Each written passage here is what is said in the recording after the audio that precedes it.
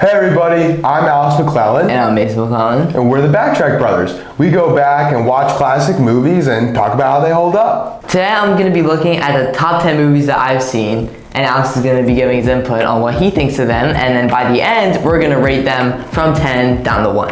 Yep, we're going to see if Mason has any good taste at all, or if I'm going to shred him to bits. It's going to be fun. So my list is in no particular order, so the first movie I mentioned isn't the worst or the best out of my top 10, it's just the first movie I decided to mention. Gotcha. Alright, so the first movies I want to mention are honorable mentions that almost made the list but didn't quite make the cut. Gotcha. One movie I want to mention, Knives Out. Ooh, I've been wanting to see that. I've heard it's amazing, and I know the sequel's coming out, so I've been planning to watch it before the sequel comes out. The sequel coming out? Yeah. Oh yeah, it's on my top 10 list, but I haven't even seen the sequel. Hey, we're each giving each other good info here.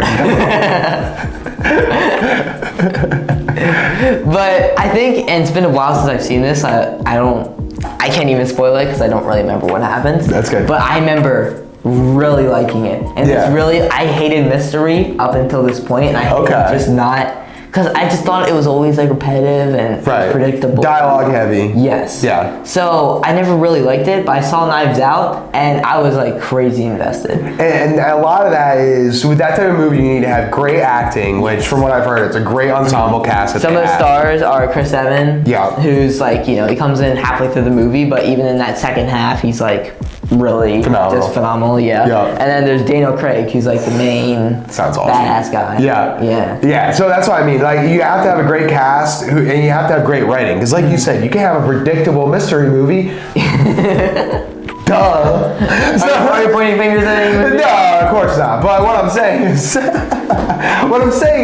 if you want to have a successful mystery, you need to have enticing dialogue from great actors, preferably visually attractive actors that you don't mind looking at, like Chris Evans and Daniel Craig, and I'm sure they had a few femme fatales in there that were awesome. And I think the cast for the sequel is even better. I heard they went like all out. Yeah. So I'm really glad to hear that you're getting into this style of movie, though, because a lot of people never really venture into that world, you know? One thing that I do remember, and this is just really cool to me, is that for, I think, a big portion of the movie, they follow it from the investigator's perspective. Gotcha. So there's like little clips of them interviewing all the characters and what they were doing that day and everything from the investigator's point of view. So you kind of figure out, or trying to figure out the mystery with the detective. As opposed to like in a lot of movies, you'll be like this omnipotent force that's kind of floating around and you see what everyone's doing, as opposed to in this movie, it sounds like you only know what the investigator knows. Yes. That's awesome. That's the right way to do it, in my opinion. And there's also a lot of like cool characters. Like there's this one girl who, if she lies, she throws up. So a little bit of a weird trait, but it still makes for some pretty cool. It's an awfully convenient trait. That's a Pinocchio level trait. But it is pretty silly. That sounds gross. That sounds like it would be a gross scene. Just ask her very leading questions, trying to get her to lie. That sounds terrible. Next movie, Far From Home. Far From Home? Oh, Spider-Man Far From Home. Gotcha. Yes. I have not seen Far From Home. Oh, wait. No, wait. Am I getting these titles right? Far From Home is this third one, right? And No Way Home's the second. Let me look this up real quick. I just want to make sure. No. You should be right. You should definitely look it up and get it right. So then No Way. They really just changed one word. I mean, dude, like this is why I fell off. This is exactly why I fell off. I'm like, they're not even trying with their movie titles. Like, stuff movies aren't going to be good. If their marketing team blows. It's one of his favorite movies. Can't get the name right. Let's try it again. One of my other favorite movies is Spider-Man No Way Home. No Way Home. Yes. So, yeah, out of the three, Homecoming, Far From Home, and No Way Home. Gotcha. I think it goes, Far From Home is the worst. Okay. Like, by a lot in my opinion. And that's the most recent one, right? That is No Way Home came out after. Okay. But Far From Home was the one before that, and that is my least favorite out of the three. Sorry, I need to write this. So, Homecoming, Far From Home, No Way Home. It is confusing, isn't it? Well, why do they make it far and then no? Well, that is logical, though. Homecoming, you're at home. Far From Home, you're getting away from home. and then No Way Home. You're so far from home, you have no way to get there. So, right? Is that how it goes? I guess. Is that right? Or that's yeah. yeah, that's the plan. That honestly is how they play in those movies. Like, we'll start, he's at home, right? We'll call that homecoming. And then he's going to go, like, farther from home? What should we call that? Far from home. I like that. All right, so he's far from home. Then he's going to go farther. So what are we going to call that? No Way Home. No Way Home. That's No Way Home it is. I think they bring back a lot of the classic characters from Right. the Amazing Spider-Man, the original Spider-Man trilogy, and I think they didn't just bring them back like, oh, you like this character? He's in this movie now, like our movie. Right. They kind of gave them their own like little arcs and little storylines and how they incorporate themselves into this new universe. Gotcha. And it's cool. So is there...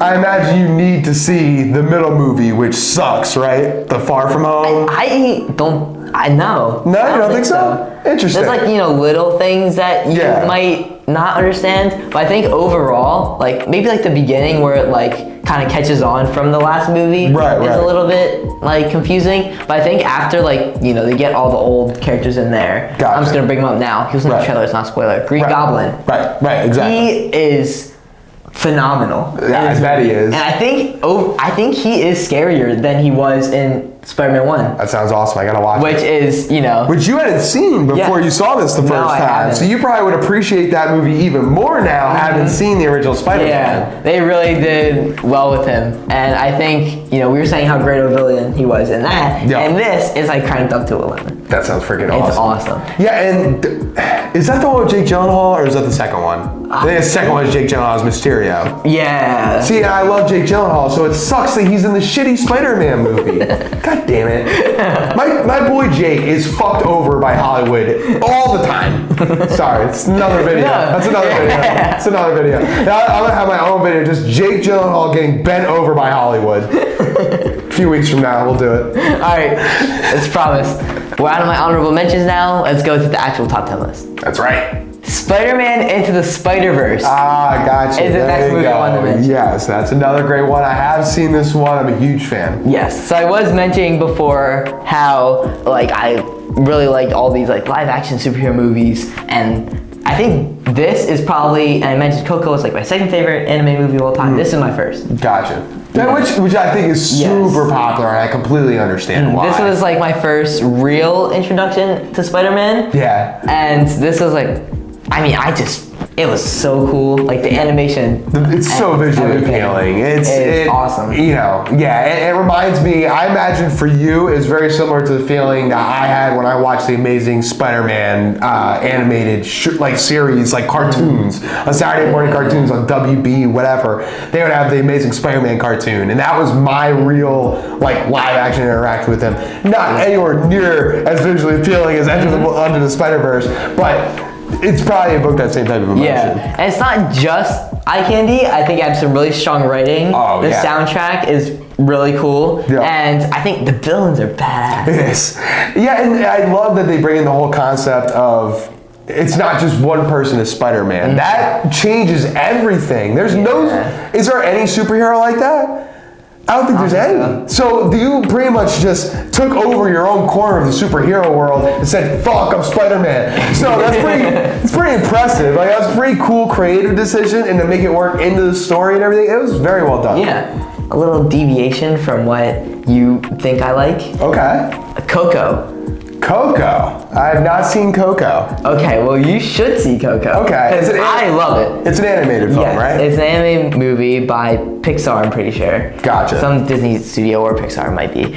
I think it's my favorite, probably my second favorite anime movie of all time. Wow. My first later. But I loved it. It was interesting. One of the first movies that I really cried over. Cried? Wow. So it's really good, especially, I know you slander Disney a lot. Oh, here we go. So I know, like, you know, some like the more modern Disney movies aren't really your touch. And that's why I haven't seen it. It's because it is Disney, you said. So yeah, so I have a natural disposition to be like, But it's really sweet. It has, like, you know, good themes for, you know, a lot of ages, and there's certain things that, you know, like everyone can appreciate about it. And I think, especially, you know, if you're like a sucker for like family movies, like, or movies about family and what it really means and it's worth to be alive, like there's really like touching themes in this. Gotcha. And there's like, you know, there's like, you know, some twists and stuff like that. So there's actually some good writing involved. You actually get invested in the characters, as opposed to it's not just a bunch of color and magic and music, right? There's actually something to the story, which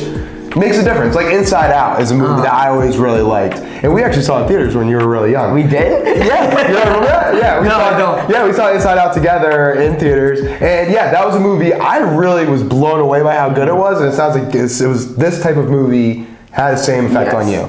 They really incorporate too, like Mexican culture in this, and it's not like they really just like threw in like last minute, like we're gonna make them Mexican, so we're inclusive. Right, it was really based. They made it revolve around their culture and actually made it mean something instead of just being a paint of a coat of paint. Yes, it's not like they just threw two gay characters in there. They're like, we're being really inclusive here, guys. Check. Yeah, they didn't do that. They were actually like, let's make a movie that's gonna be meaningful around that culture, draw from those themes. That actually sounds really interesting. Yeah. I imagine it is like a musical though, right? Like most Disney films are. There's not, I mean, it's not like, so I'll say a lot of it is centered around music. Like even some like the whole like plot is really about music. Like there's like the main guy is an inspiring musician. Okay. And like, you know, so there's gonna be music in there. But I think overall it's not like one of those like, you know, corny Disney movie like kind of. Right, where it's literally almost all the dialogue is music. Yeah. It's not that type of situation. And all like the music in it is usually like played as like music would be played in real life. It's not like somebody like singing just for the purpose of singing. It's not just like a super catchy song gets stuck in your head. It's actually legitimately good music. And it's also, there's a difference. It also takes inspiration from Mexican culture. It's like all the songs are played, you know, in that theme and kind of. Very cool. I'm gonna have to check that out. You won me over, Mason. I think it's my favorite Pixar movie. If it is by Pixar, I just really appreciate it for what it is. Awesome. The next movie I want to bring up, and this is kind of weird because it's kind of two movies in one. Okay. Quiet Place, Part 1 and Part 2. And I have seen both of those. So this is really like, we saw them both together, actually. I think the first two real horror movies I've seen. And a great introduction to the genre. Yes. It's not like, you know, just slasher, like, random jump scare, somebody gets stabbed and dies. Yeah. This is the first horror movie, this is definitely the first horror movie I've seen in theaters. That's awesome. And especially for this type of movie where it's all about suspense and quietness. Yep, that sound. Great. The sound is imperative in the absence of sound. Yes. If you haven't seen A Quiet Place, you already missed the opportunity to see it in theaters. Tough shit, but still watch it. It's awesome. But make sure you have a good sound system when you do to truly appreciate what that movie does with sound. And also, one funny thing is that because the movie was so quiet at certain points, we hear sounds from other movies, like other theaters next to us. So about that. There'd be some like happy like, you know, movie where it's like some like, you know, happy like jingle song. Yeah, Mommy is playing next door. And there's just some like, you know, giant monster coming for this kid. And it was hilarious. Oh my gosh. And like you said, it's not a boilerplate horror. You know what I mean? Like there's some family elements. There's good writing. You have very good acting performances from Krasinski and Blunt and from the actual deaf person who plays a deaf character in the movie. You don't see that a lot. So there's a lot of really cool, interesting pieces of those two movies. I'm really glad that's your introduction to the genre because that's the type of positive influence that you get as opposed to being destroyed as a child by watching The Shining at 7 years old. Like some people have. Yeah. Well, the reason I put these two movies together is because I can choose which one I like more. Ooh. I like them both the same, and I want to have this conversation with you at the end when we rank all the movies, you know, from best to worst, about which one you think you'd rank higher. Interesting. I'm looking forward to that discussion because I definitely have thoughts. Next movie I wanted to mention, I know you haven't seen this one. Okay. It's the most recent movie on this list. Nope. Correct. I haven't seen it, but I've heard great things. Yes, this is Jordan Peele. Started getting more invested in Peele's work, and I've obviously heard about Us and Get Out. Right. And I think that when the trailer came out, I think it was a Super Bowl, and there was in the middle for a Super Bowl commercial, it was just like characters doing normal things. It looked like a Jeep ad, and then it just all of a sudden switched. Look in the sky, like nope, started running, big cloud coming, something. Yeah, something gets sucked off. Yes, yeah, and then black screen, nope. Great trailer. And great I was trailer. like, I don't know what happened, but I want to see this movie. Yeah. Forced my whole family to see it, and I really liked it. That's awesome. I've heard amazing things. I love Get Out. Iffy on Us, but I believe in Jordan Peele as a creator, just based on the comedy series and what he was able to do. I didn't love every part of Us, but still I like what he was going for. He's a creative mind, and he's the type of person. Throw all the money at him. Let him have fun. Just let him do his thing, man. His name alone is gonna get people into the seats, and I let people ride that wave, man. I love his movies, so it's one. I was thinking about seeing in theaters. I ended up not pulling the trigger, but as soon as I can watch it at home, I will be watching it for sure. And there's so many iconic scenes in this movie too that you're gonna see for the first time and be like, whoa. Yeah. I don't know, there's just so many things that are really eye-catching or really make you think. Yeah. Everyone in my family thought of a different message for his movie. There's so many things to pick up on and so many little notes that someone could miss about the main themes of this movie. Right. And it's really interesting to hear everyone's take on what they think the movie's message was. And that's everything that I've heard between podcasts and online discussions that I've seen is a lot of bickering back and forth between this movie is empty and doesn't mean anything and it's full of a bunch of bullshit, or everything in it is very meaningful and it's it seems like it's a conflict of those ideas. So I have an idea of some of the things that are involved in the movie, but I'm trying to keep myself away from spoilers as much as possible until I can actually watch it myself. But then maybe we'll have to do a long form on Nope if you enjoy it so much. I would love to. Well, maybe we will. Yeah, I think you'd really like it. Sounds good. Hey, we've expanded our horizons at this point. We're talking about new movies, old movies, anything's fair game now. So these next couple movies I'm just gonna talk briefly about, but for the next couple, watch our full videos on them, and then you can hear our full thoughts. That's right. Check out the channel page. You'll see them all listed. We got playlists, all that stuff. A monkey can figure it out. You can too. First one, and this is the first video we've ever done. Okay. Kill Bill. Wow. Okay. So are we putting Kill Bill Volume 1 and 2 together, or are we judging them separately? Yes, that's what I was going to mention next. Is similar to Quiet Place, I can't choose which one I like more. And I wanted to have a discussion with you. And, I like them both for different elements, but at the same time, they still keep that kind of Quentin Tarantino style movie. Right. And this was my first introduction to him, and I can definitely see how his style is different from other movies. Yeah. And I was kind of worried, because a lot of sequels are just made to catch the money from the previous movie. Exactly. But for this, it really kept the style from the first one and improved on certain aspects. Definitely. And I don't know, I enjoyed both a lot. Yeah. I love, you're very aware of this, Mason. For anyone that doesn't know, I am a huge Tarantino fan. I think the dialogue and writing in his movies and the style and the time jumps, all the different things that he uses and plays with in his movies, I think he's just a master of his art. There are other great ones, don't get me wrong, but Tarantino's my personal favorite. So when we first decided to do this channel, I was like, I'm gonna get Mason dive right into Tarantino. With his age, I was thinking certain Tarantino movies, not the best quite yet, but this was a nice, good, safe option. You got your blood and your violence and stuff, but teenage boys love that shit, so I knew you were gonna fight for that.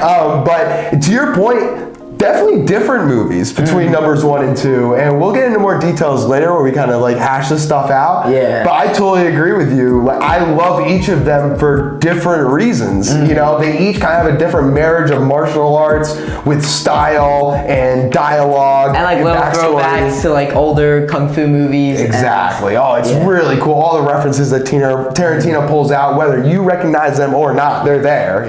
But if you want to hear more of what we have to say, again, watch our 2 videos on Kill Bill and Kill Bill Volume 2. Correct. Not as good as the videos that we're putting out nowadays, but still good to see where we started from. Even with Quentin Tarantino, like out of the other movies, I know some of them are a little bit over what I should be seeing. Yeah. I'm excited to start getting more into his movies. You have no idea, man. You have no idea. I can't wait to watch Pulp Fiction with you. Yeah. Reservoir Dogs. There's so many.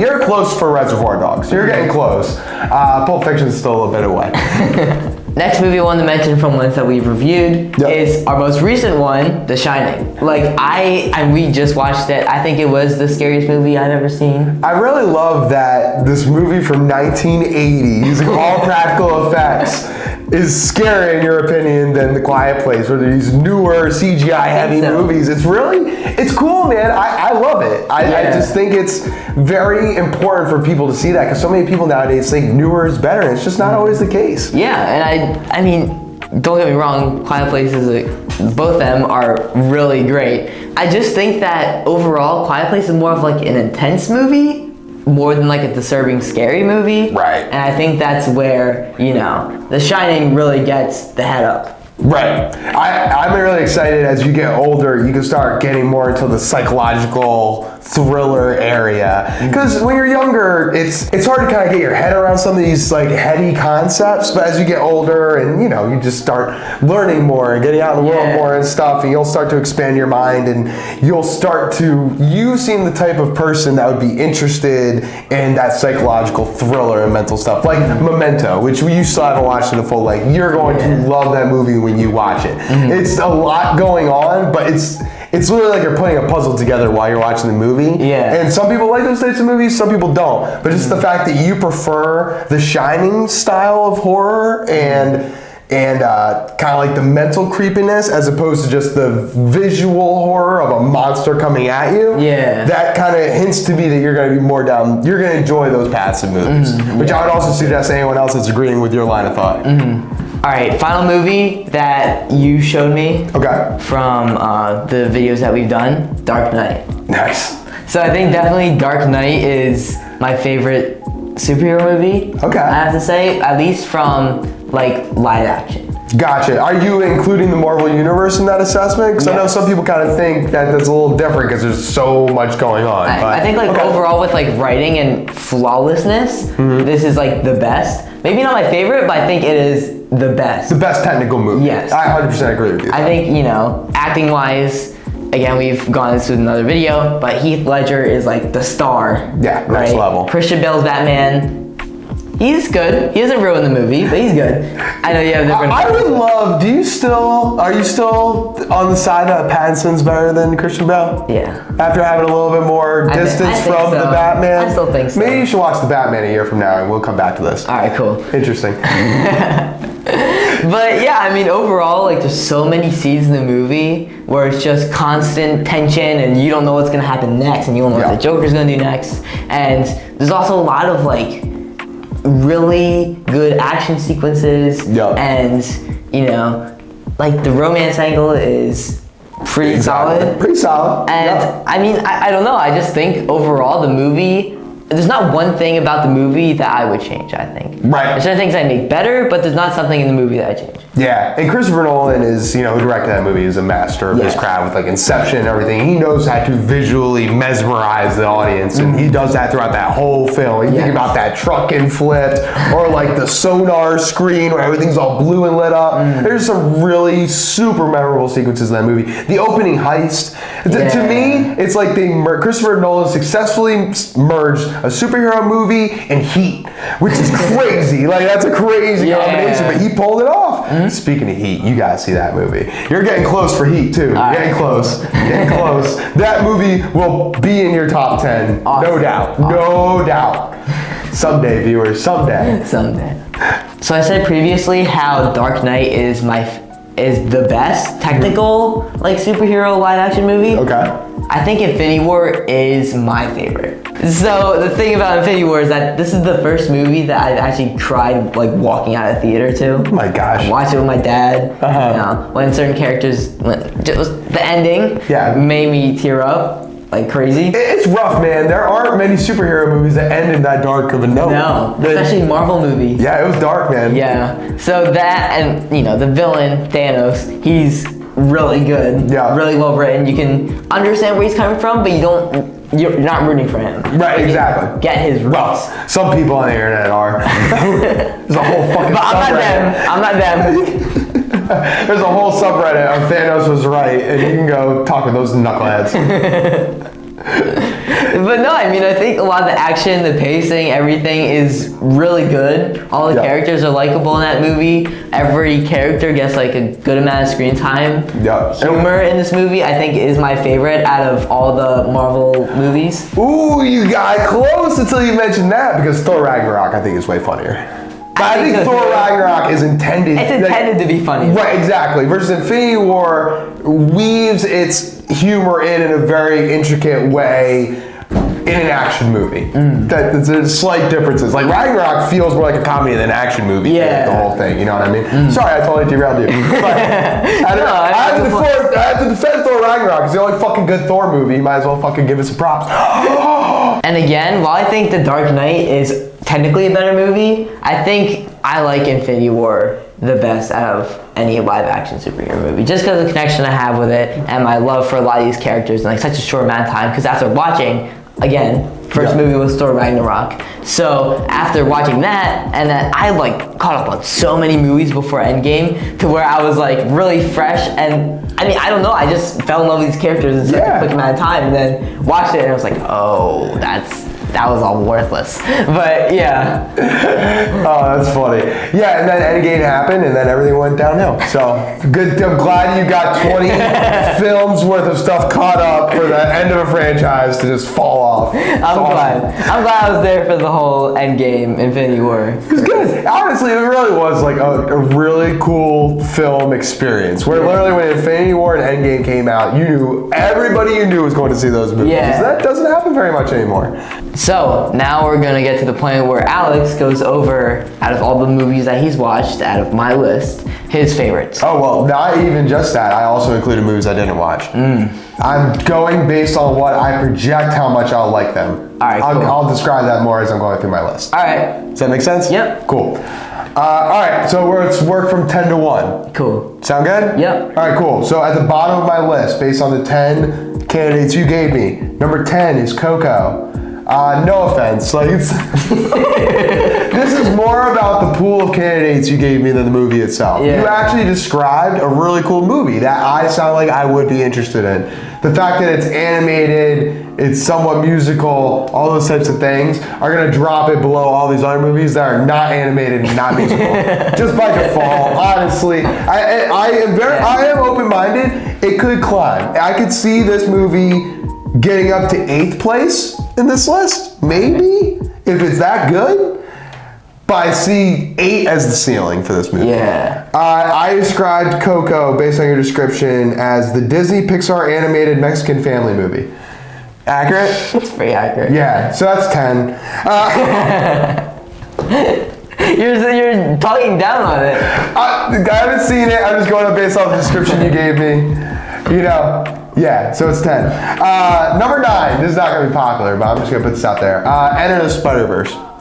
So, part of this is an age thing. I think it's going to appeal more to you because you were in the age range that it was targeted at. It was very much a kid-centric movie. I thought the animation was great. I think the ideas are cool, but I'm definitely more of a stickler of the old school Spider-Man. Yeah. A little bit of old man at the clouds, but not everyone can be Spider-Man, goddammit. It's not fucking participation trophies for being a superhero. That's bullshit. You have to earn that. You have to go through trauma. God damn it. Go through trauma. Then you get to be a superhero. You know, all of them went through trauma. More. I want more trauma. Number 8, just tearing through this list. People are going to hate me. Number 8, Infinity War. Really? Yeah. So let's just be real about it. It was more of an event than a great movie in my eyes. I think it was a culmination of a bunch of successful franchises coming together. And I think it was interesting, but as a standalone movie, if you take it without the 20 films of precedence, it's not an amazing film. In terms of looking at it from an adult film fan perspective. That like, I'm a big fan of the movie There Will Be Blood. That does not mix with Infinity War at all. So the fact that it's even 8 kind of shows that, hey, at least I enjoy that stuff a little bit. You know what I mean? I like action movies. I like the spectacles, but those Marvel movies, and just anything that's that mainstream is gonna struggle to be that deep. Yeah. You know? And that's one of the things I really look for in my movies is depth. Number 7, we're going Quiet Place 2. So, really love Quiet Place 1. And in Quiet Place 2, it kind of expands out right into the bigger universe. Yeah. I think the opening scene is super duper memorable. And it's something that I left the first movie wondering was, how did this all start? Yeah. Movie number 2 answers that in the first 10 minutes. And it's awesome, and I love it. And there's some very memorable scenes.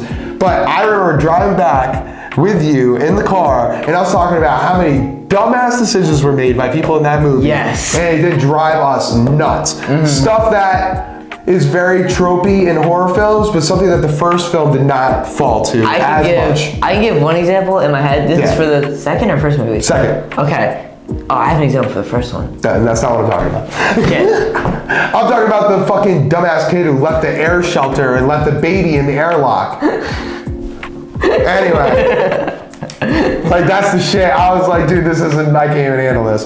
So, but, the positives for Quiet Place 2, why it's at 7 and not below, astounding films like Coco, is that you can tell the artistic approach and love that's given to this Quiet Place series between John Krasinski and everyone else that's involved. You can tell they love movies, and I think there's just so many great scenes and memorable scenes, and it's shot very well. I think there's a little more affection and love poured into those movies than something like an Infinity War or other Spider-Man movies for that matter. Yes. Number 6, we have a movie I have not seen.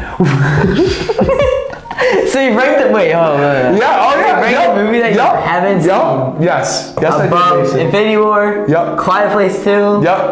And the reason for this is, Mason, because I'm I'm almost 31 years old, and I fucking know myself. And there's certain things about me that I know. And one thing I know is I love psychological thriller horror movies like the ones Jordan Peele puts out. I know I'm gonna like Nope. I know based on the discussions, I'm gonna be one of the people who's saying everything means everything. Are you idiots not seeing this? I'm gonna be one of those guys, and I'm gonna be ranting about that movie all the time. People would probably wonder, Alex, if you're gonna love it so much, why didn't you see it in theaters? Because it costs like $60 to see a fucking movie in theaters. It's ridiculous. I can sit at home and watch it for free 3 months later. Fuck out of here. $60? When you pay for tickets and soda, and you can bring a girl, man. It's $20 for a fucking ticket nowadays. Of course it is. Especially when you bring your brothers tagging along. You don't pay for shit. So, number 5, we hit Quiet Place 1. So I kind of hit on this with Quiet Place 2, but I just love the feel, the personal nature of Quiet Place 1. I understand the want and desire to spread it out in Quiet Place 2 and see how it impacts the wider world. But Quiet Place 1 has that intimate family heart feeling.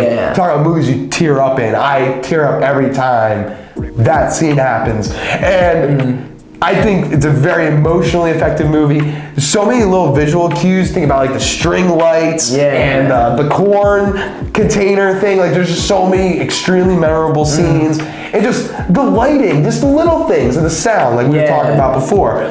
There's just so many great film techniques that go into the making of that movie that elevate it beyond just a great horror movie. So that's why we're sitting here at 5. It's the highest, oh, nope, take that back. Not the highest rated horror movie on this list. Got one more coming up. Real quick, one thing I want to mention. I know you said there's like stupid decisions in Quiet Place 2. Oh yeah. There's one in Quiet Place 1 that I still remember. Okay. The kid, he's running through the cornfield at this one scene. Right? And there's like an open patch of like sand. And then there's like corn on the outside of the sand, like an actual corn maze. Instead of this kid running in the open spot where it makes way less noise, he decides to run in the corn stalks. And in the middle of all the corn stalks, we're like all like rattling. That's so funny. I don't even remember. I still remember that, and it still pisses me off. Movie number 4, Dark Knight. It's hard to imagine any top 10 list where The Dark Knight lands at number 4. Yeah. But it shows how great my movie taste is. Yes. Well, it's not random. There's a reason. I have a reason. I thought this out. So, this, once again, it goes back to I kind of talked about this with the Coco thing, but it's all about the competition in this, right? And you put The Dark Knight up against one of my favorite horror movies of all time and my favorite director of all time. Yeah. So it's kind of like Mason just put my arm in a fucking rear naked chokehold, and now I'm basically forced to wriggle out of it. So how do I wriggle out of it? I put Dark Knight number 4. It's an amazing movie. It's incredible. I love Dark Knight. It's, like I said earlier, it's this perfect blend between a superhero movie and Heat, which are incredible that you merge those two things together. What I will say, upon rewatching it, there are some moments where it can bog down a little bit. It is a long movie, and especially if you have seen it before, you get to a certain point, you're like, all right, let's just get to the Joker, right? You don't have that with the other 3 movies I have up higher on this list. The other 3 movies I have on this list, every single scene is gripping, and you're locked in through the whole experience, and there's not a single slow moment. That's really that was the decider. I'm gonna be honest, that was really it. Because all 4 of these movies, acting's great, directing's great, sound, I can't really have complaints for them. So let's just keep moving up. So number 3, this is where we start talking about, I have to separate some of my favorite children. And now we're talking about Tarantino movies, right? Number 3, Kill Bill Volume 1. Volume 1, let's make that crystal clear. I know, most people, I think, are more into Volume 1 than 2. I'm against that. That's fine, that's really You might change your mind after you hear this. So, I get it. Kill Bill Volume 1, way more action, way more combat. You're getting some initiative, you're meeting the characters for the first time and everything like that. You get the cool final scenes where you're in Japan and you have Lucy Liu getting her wig topped off. I get it. It's a fucking cool movie, right? That's why it's here at number 3. It's very gripping. You even have the part where it goes into the cartoon phase, and you see all of that. A lot of really cool visual tricks, right? It's an awesome movie. Love it. Now, the issue is, I can't really get into why Kill Bill Volume 1 is at 3 until I start talking about Kill Bill Volume 2. The problem is, Kill Bill Volume 2 is the next one on the list. So we're going to have to put that on the back burner for now, because number 2 on my list is The Shining. And let's talk about why. The Shining is, if not my favorite, it's one of my favorite horror movies. It's up there with The Thing and Alien. There's some other heavy competitors, but The Shining, we just did a long form video. I beg you to go watch it. It's very well done, if I say so myself. Well, since he edited it, don't take. And I'm the lead performer. Everything, right? So. But yeah, so please go check out the Shining video. We really go into a full, in-depth 40 minutes. We go dive into this movie. You can really find out what I feel about it there. But just to boil it down, amazing performances, amazing score, a couple of outdated little things. But man, for a movie that's a 2-hour horror film about 3 people stuck in a hotel, doesn't that sound like it would be boring? Yeah. But it's fucking incredible. And you have to see it if you haven't seen it. If you have seen it, you're agreeing with me and nodding your head right now. There's no other discussion around it. The universal praise and love for The Shining is legitimate. It's not just a flavor of the week thing. It's lasted 40-something years. When our dad heard you were watching it, he got excited because he remembered how scared he got when he was a teenager watching that movie. It's fucking cool, man. It's a timeless classic. Love The Shining. Jack Nicholson, Shelley Duvall, amazing performances. Now, number 1, Kill Bill Volume 2.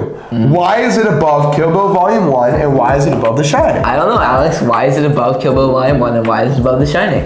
Let me explain that right now, Mason. So, Kill Bill Volume 2, let's start with Kill Bill Volume 1. Yeah. It doesn't have the same level of combat, battle, all that type of stuff, right? But what people kind of don't really think about, Kill Bill Volume 2 is where you actually get the backstory of everybody. Yeah. That's where you figure out why everything's happening. That's where you still get good combat. It's not like there's no combat, but it's more close quarters, one-on-one. It's Michael Madsen shooting her, pumping her with salt. It's Michael Madsen pumping her with salt in her fucking titties and then burying her alive, and she has to get out of that. It's her fighting one-on-one with a trailer with the one-eyed chick and a cobra in the corner. It's a little different than her fighting 80 different guys in a giant space, but it's still effective combat. And also you have the long, big, deep monologues that you get from Bill and those other people that really get to the heart of it. I think all of those performers that you see in part 1 really get to shine in part 2, except for the people who get killed in part 1. But Really, I think all the best acting performances are really in Volume 2. And like, for example, Michael Madsen is barely even in the first one. I think he's magical in the second. And same with Bill. Bill's barely even in the first movie. So you have acting performances that I literally sit through the whole Volume 1 just so I can watch Volume 2 and watch those performers go. And how many movies would you sit through a whole nother movie just to watch them perform? You get what I'm saying? Like, that means a lot. And the fact that it even pulls you in and keeps you locked in after the adrenaline rush that Volume 1 was really speaks to how powerful the writing and performances are in Volume 2. Because it had a lot to live up to. So, and comparing it to The Shining, I think Volume 2 is just more of a, well, Kill Bill Volume 2 in general, what I put about The Shining is, people are gonna laugh when I say this, but it's real. It's kind of one note. It's scary as fuck. It doesn't really veer outside of that lane. Whereas Kill Bill Volume 2, you have your scary moments, you have your action, you have your funny moments. You kind of hit that whole element, or that whole emotional scale, right? And that's what Tarantino does. And no matter what movie it is, he's gonna make you laugh, he's gonna make you cry, he's gonna make you wince. He's gonna do all of those things. And that's what I love about these films. And honestly, most Tarantino movies are gonna get above others on this list just because of how he makes movies to me on a personal level. And that's the end of my top 10. All right, cool. You mind if I run through it one more time really quick? Yes. I'll go through 1 through 10. Number 1, Kill Bill Volume 2. Number 2, The Shining. Number 3, Kill Bill Volume 1. Number 4, The Dark Knight. Number 5, Quiet Place 1. Number 6, Nope, which I haven't seen. 7, Quiet Place 2. 8, Infinity War. 9, Enter the Spider-Verse. And 10, Coco, which I also haven't seen and probably won't see. Well, I'm just gonna run through the order of my list, just real fast, just names of the movies. Best movie in my opinion, Kill Bill Volume 1. Movie number 2, Dark Knight. Movie number 3 is Kill Bill Volume 2. Movie number 4 is Infinity War. Movie number 5 is The Shining. Movie number 6 is Spider-Verse. Movie number 7 is The Quiet Place Part 2.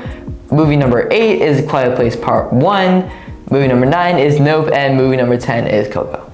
Sorry, Coco. Thanks for checking out this video. Like and subscribe and let us know what you thought about the movie in the comments below. Let us know if there's any movies you want us to watch. Who knows, maybe we'll watch them together.